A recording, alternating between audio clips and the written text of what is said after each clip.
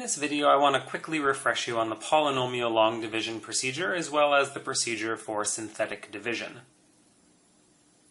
I've gone ahead and I've set up our polynomial division problem. Remember that if you're missing a term in your first polynomial, so here we don't have an x term, when you're working through the polynomial long division, you're going to want to put a placeholder in underneath your division brace. So let's go ahead and begin the procedure. So we first ask ourselves, what do we have to multiply x by in order to get to x cubed? And the answer is x squared. And then we perform a multiplication. We'll do x squared times x and x squared times minus 1. And now we want to subtract these two polynomials. X cubed minus x cubed is 0, and negative 2x squared plus x squared is negative x squared. Let's bring down our next term, which is 0x. Then we ask ourselves the question, what do I need to multiply x by in order to get to negative x squared? The answer here is negative x. And then we perform the multiplication. Negative x times x gives us negative x squared. And then negative x times negative 1 gives us plus x. And we subtract these two polynomials. Negative x squared plus x squared is 0, and 0x minus x gives us negative x. We'll bring down our last term, which is 5, and then repeat the procedure one more time. What do I need to multiply x by to get to negative x?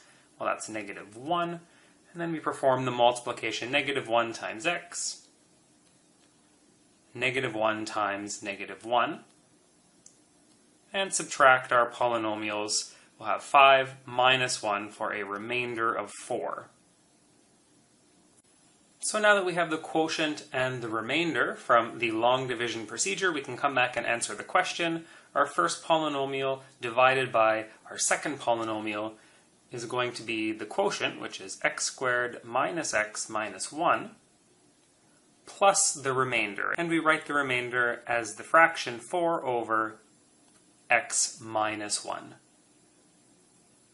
Let's work through this same procedure now using synthetic division.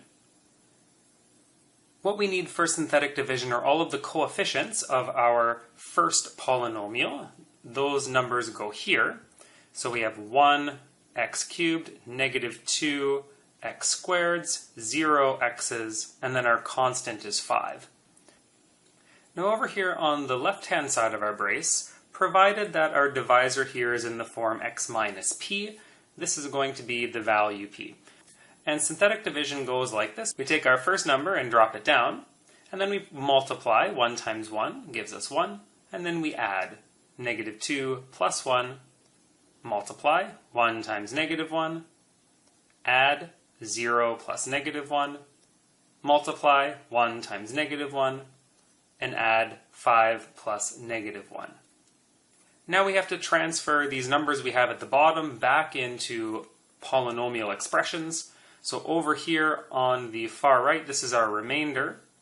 And then next to our remainder, we have our constant term, the coefficient for x, and the coefficient for x squared. So putting it together, the synthetic division procedure gives us that this polynomial division should be x squared minus x minus 1 plus a remainder of 4, which we write as 4 over our divisor x minus 1.